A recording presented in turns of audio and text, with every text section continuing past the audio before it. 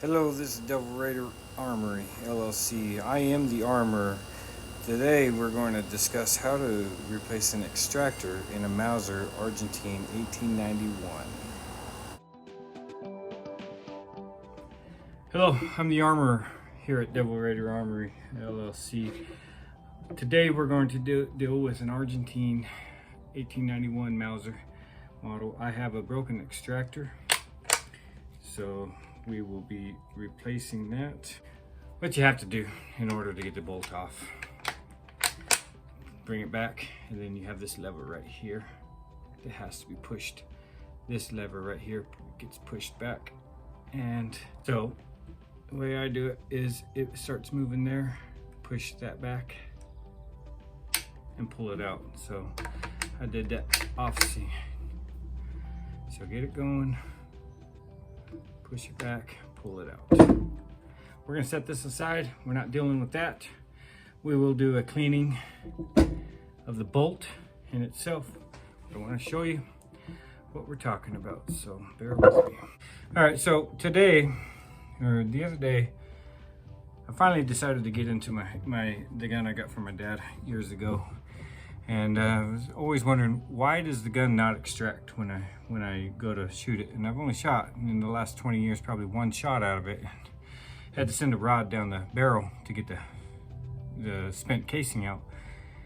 And I'm like, why is this so difficult? Why doesn't it work? And then I was looking at it and I'm like, all right, maybe I just need to clean the extractor. And I got to looking at it, and with the extractor, I discovered that the lip in itself that's supposed to be right there, pulling the bullet out, pulling the casing out, is gone. It's been busted off, and it's been that way my whole life. So my goal today is to replace this broken one with this good one. Now there's no springs. This thing is bent just enough that as it slides into the bolt, that the curve here and this keeps it in place so that there's no spring. So this is the spring and the extractor in itself. So bear with me, and we're going to go ahead and pull this bolt apart. So I found that a coin, and we're going to use a peso. Let's see if I can get a good view of this. So this portion of the bolt in itself, place it on the hard surface and pull this all the way down until you can slide this coin or anything inside there. All right, so from there we just twist this out, pulling and twisting counterclockwise. You get to a point where it's screwed in. You have a mess, so I got to clean this. But what we have here is we have threads, but once it gets so far, this thing will just spin and spin and spin until you get it in its track to pull it out, just like normal Mausers, bolts and everything. They'll tell you this is as far apart as you need to take the bolt apart, as far as this portion. But since we're dealing with this extractor, this broken extractor, we're going to have to take that apart. But to continue on with the firing pin and the spring and the safety, we'll go ahead and make it all work. So pressing down on your thumb, and this can get tedious, you just unscrew it. Just a second. It's not the easiest thing to do.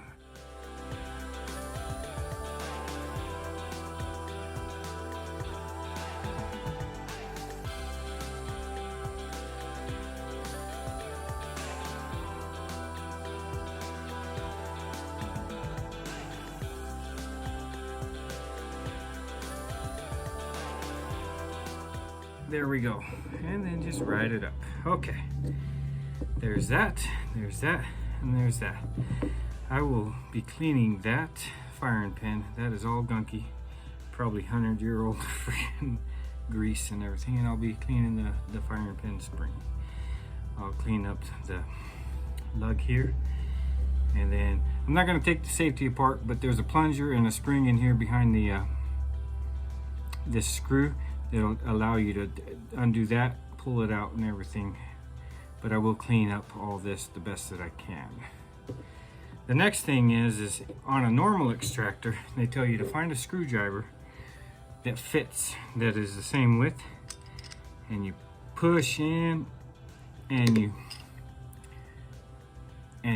just, as you get it underneath there, you push it, but then you rotate it out. You kind of twist your thing. So as you're twisting it, it's pulling it out. But I don't have that luxury, so bear with me. Catch you up a little bit. It's taking a little bit of time, but it ended up breaking on me, which is fine. I still have my good one. I'm still trying to get this back one off, or this bad one off. So more to follow. Okay, so what I ended up doing was I took a center punch right here and I was just tapping it in the vise. I took it over to the vise. I was tapping it and I just got a good whack on it, and then I was able to eventually just pop it out like that. So now you can see that it's extracting. Let's just go ahead and pop it out. There you go. That is the bad extractor. It broke on the way out. It's okay. So I don't even know where the other part went. So it was a broken extractor to begin with, and now it will be a replaced extractor. But before I do any replacing or anything, I'm going to go ahead and clean this area, get all this gunk out, put a little CLP in there, just a small amount, just so that it doesn't rust up and everything, and then clean up the bolt carrier group and place it all back together. So here we go.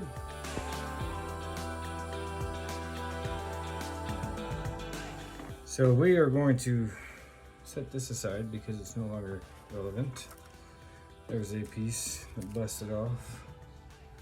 It's fine. Let's get to cleaning.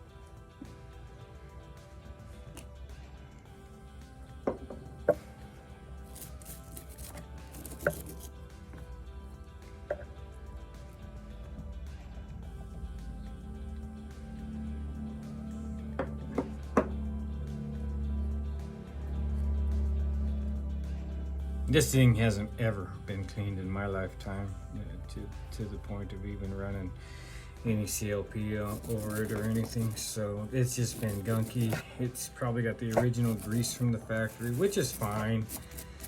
I mean, do you really need to clean these old guns? Not like you do the AR-15s and the AR-10s and the ones you go send thousands of rounds down before you decide that you're gonna clean them. But this one, you know, I've never taken it apart, never done anything with it. I've shot it 2 or 3 times in my life, but this doesn't seem like it's that important to keep clean, because there's no carbon buildup. There's nothing on it. I'm going ahead and cleaning this extractor before I even put it in, and I'll wipe all this stuff down. I just want to kind of get this stuff starting to get real clean.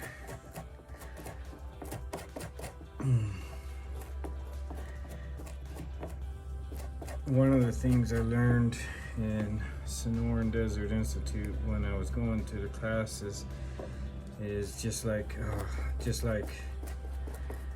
just like anything, if you go to a mechanic for your vehicle, do you really want to see what they're doing? You know, if my dad would have been alive today and watching me get that part off, I think he would have had a hard time, because I don't know if this gun had any sentimental value to him. And for the most part, I don't hold sentimental value to anything, because it's just a gun. But I bought it off him probably 15 years ago. I'm like, Dad, hey, you still got that Mauser?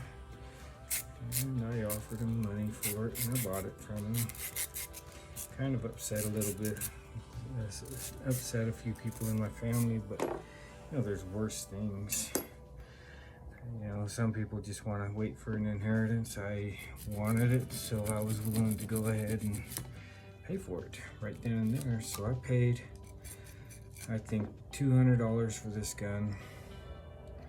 I was ecstatic to get it, and it's been sitting in storage most of my life. It stayed in the closet with him. I think growing up, maybe 10 times we took it out. It's just not one of those go out plinking guns, so we didn't never really go plinking with it. So, but that's, you know, it's fine. It's fine to have a gun sit on a shelf. Now, do I plan on taking it out a few times? Oh yes, I definitely plan on taking it out a few times. Probably take my sons and my daughters out, teach them how to long range target practice, you know, get them into deer and elk and bear hunting. That's always been a goal of mine. So I got a few few larger calibers, 30 cals that of different, like 30-06, 308, the 7.62 models. You know, I got a few of those.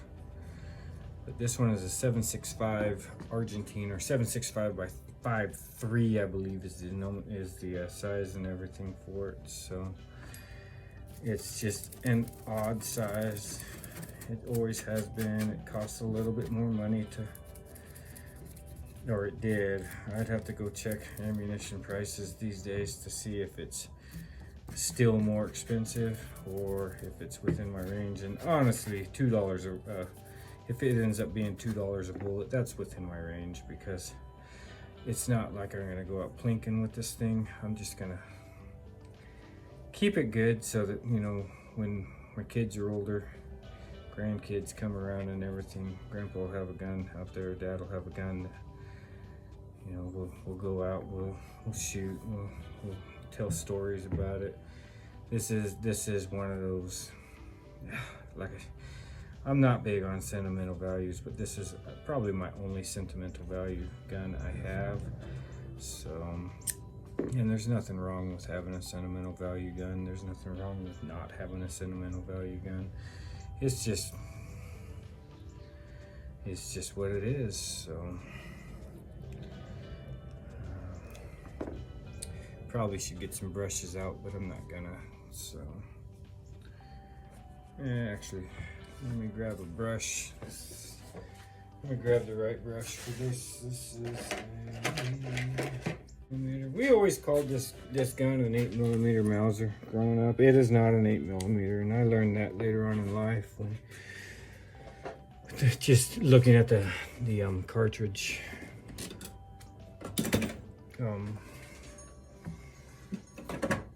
The cartridge box in itself. You know, all in all, it's pretty fun to do all this stuff. So pull this through.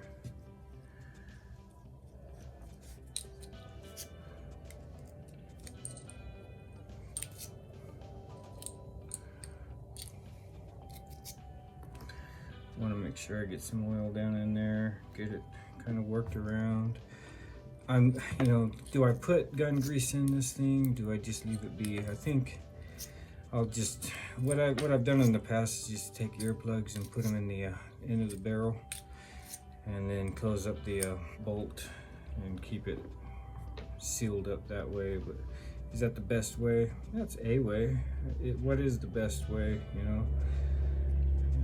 Obviously keeping it in the gun safe, keeping the safe closed when you're not grabbing stuff. It's probably be too hard. Yeah, let's cut that in half. There's nothing wrong with struggling in this. If you get everything right the first time around, are you really learning? Not necessarily. So I absolutely love failure, not to the point where I want to go out and fail, but to the point where I learn from failing. And that's I think the important thing is what do you learn from failing? You know, I've learned a lot with this. I've learned too much pressure or too much force can break something. Too much of this isn't good. And I'll tell you, go ahead and swap those out every single time you pull through. I'm not gonna. I'm just gonna put some more oil in there. Just kind of clean it up and everything.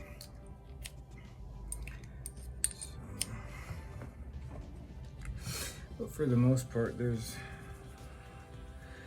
clean safety mechanism, a cleaner safety mechanism. You got a clean extractor. We've cleaned off the barrel in itself. Let's shoot that down in there and twist it and coming out. Let's go ahead and put some oil on this. See if we can't just kind of lube that up for smooth operations. Just do what you're gonna do. You know, there's gonna be 1,000 haters for every single person that likes something. So if I can help one person just even put into the right step forward, then hey, I'm on a track. But if there's 1,000 haters that just tell me, hey, you shouldn't have done that, I hope that at least 2 or 3 of them would say, shouldn't do that, but you should, you know, instead of doing it that way, how about you try it this way? You know, don't show up and tell me I'm wrong without improving my knowledge and my understanding and my skills. You know, I really absolutely love working on guns, and I put myself out there. Right now I think I have 3 followers, maybe 4 followers on Facebook. But it's so scary because it's like, what if I do something completely stupid? Which I probably have. And I'm okay with it. What if I do something completely stupid that people are just like, you're an idiot? Well, what if I do it? What if I don't? It doesn't really matter. So we're just gonna finish off by kind of cleaning this spring off. All right, so now we're gonna go ahead and start putting the bolt carrier group back together. The first thing you need to know is either have a wooden mallet or a plastic one. You do not want to be hitting this extractor with metal, brass, or steel in itself. This thing right here is going to just slide right in there, and you'll see this little notch goes in that little hole. So just tap it in slowly. Don't be forceful. Don't overexert yourself. You do not want to break that little lip, and that little lip is what has been missing my whole life. So this extractor has been broken my whole life. So I'm just gonna kind of take my time, kind of just tap it in there. I'd rather hit it 1,000 times and get it in there than once and it break. But there you go. For the first time in 43 years, I guarantee that extractor has not been broken. All right, so that's putting the extractor in. It snapped into place. Now again, for those wanting to know how to take them out, and I'm not gonna take it out, I'll just explain the process. You wanna find a screwdriver that's just as wide as the opening there, not wider, so maybe not that. And you might have to go through multiple screwdrivers, but really you press on it and then you just kind of walk it up. So if you can imagine pressing that to where it pops out, and then you just walk it out. All right, that's the proper technique for taking it out. I'm not gonna do that because quite frankly, I don't want to bust this one. So I'm just gonna kind of tap that a little bit more, see if I can't clean up. But that's that. So now we'll go ahead and put this bolt carrier back together. First thing we gotta do, oh shoot, hold up. Clean up these threads. I should have done better with that, but I didn't. It's all right. Like I said, I'm just trying to find myself in this world. So we have that. Now remember not to bend your firing pin, but you need force. You need to force it. All right, so another thing to consider, there's this bar that sits right in here, and there's this lug, and then the lug hole in itself. You want to make sure that you get that lug in there. All right, it will not go. So you could be pressing on this all day long. If you don't have those hooked lined up, you're just wasting your own time. So pushing that all the way in. It gets tiring because there's a lot of spring in it, but you gotta press down on the safety itself and rotate this. And you just gotta either let it hurt your fingers as this lug comes around, or work it slowly. I'm finding that go a little bit, switch your hands around. It hurts, but I'd rather it hurt and be springy than not have any spring at all. And it'll get to a point where it'll stop screwing on, and then you'll just have to back it out and put this lug inside the chamber, or the canal in itself. If it goes, I think if it goes past here, you got at least that one rotation. All right. The safety was set on, so it's not going to fire. Probably regret this in the end, but safety off. There we go. And that's that. So we do need to push this back up. To open this up, place the bolt or the coin back in here so we can put the bolt back together. So taking that lug, I believe you can't see it, so take this lug right here and depress it. You know, you could do it that way, or you could just do it any which way you do it. Maybe we can just get it to screw on. Yeah. And there you go. There's your, you don't need to do that. That's for taking it off. Oh, there. So that is your bolt carrier assembly. And I realize that there's going to be a lot of people that when they eventually see this channel, they're going to be like, what the heck is this guy talking about? But you know what? I'm learning and I'm putting my effort out there, and that's sometimes the least you can do. Sometimes that's the most you can do. So the next thing to do is really just put the gun back together and see if it's going to eject. I will.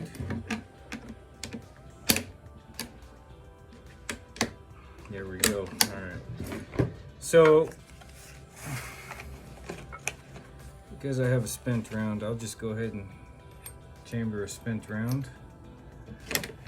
Now, the thing that I've never had in my life is this thing extract.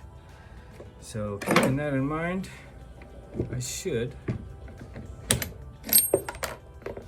There we go. That is a positive. With that, again, I am the armorer here at Double Raider Armory LLC. I have now shown you how to disassemble the bolt carrier group on a 1891 Argentine Mauser, and I'm showing you how to exchange the extractor on this gun, and I feel confident that when I go to the range later that it will extract as should.